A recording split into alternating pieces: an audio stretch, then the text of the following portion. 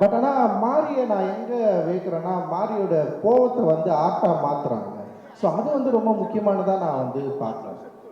Bison படத்தை வந்து நான் பார்த்து முடிச்சதுக்கப்புறம் நான் வந்து அவன்கிட்ட பேச இப்போ வரைக்கும் நான் சொல்ல எனக்கு சில குறைகள் இருந்தது. நான் அதை அவன்கிட்ட நான் வந்து சொன்னேன். ஸோ இதெல்லாம் இருக்குது, இப்படி இருக்குது, இதை பண்ணலாம், சரி பண்ணலாம் அப்படின்னு சொன்னேன்.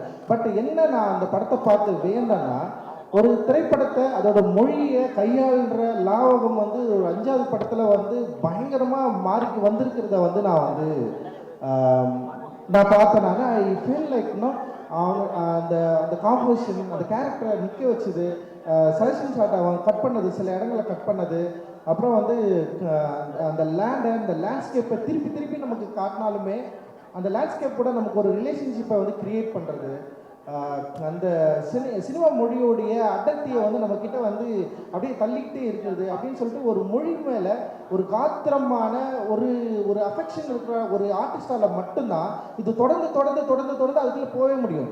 இப்போ நான்லாம் வந்து அட்டகத்தி நான் ஒரு படம் பண்ணேன், அதுக்கப்புறம் திரும்ப என் லைஃப்பில் நான் இன்னும் போகவே இல்லை. நான் திரும்ப போகணும்னு நினைப்பேன். ஆனால் எனக்கு என்ன போகடாமல் தெரிஞ்சதுன்னா, நான் நம்புகிற தத்துவங்களும் அப்புறம் நான் ஒரு ஆர்டிஸ்டாக ஒரு அருப எல்லைக்குள்ளே வந்து நுழைஞ்சு நான் வந்து என்னை எக்ஸ்ப்ளோர் பண்ண ட்ரை பண்ணிட்டே இருக்கிறேன்னா, அதனால் என்னை வந்து என்னென்னா திரும்பவும் ஒரு ஒரு ரஞ்சித்தோட லைஃப்குள்ளே போயிட்டு நிற்கிறதுக்கு எனக்கு வந்து பிடிக்கவே இல்லை. அது என்னை வந்து நான் வந்து வெளியே வந்துட்டேன்.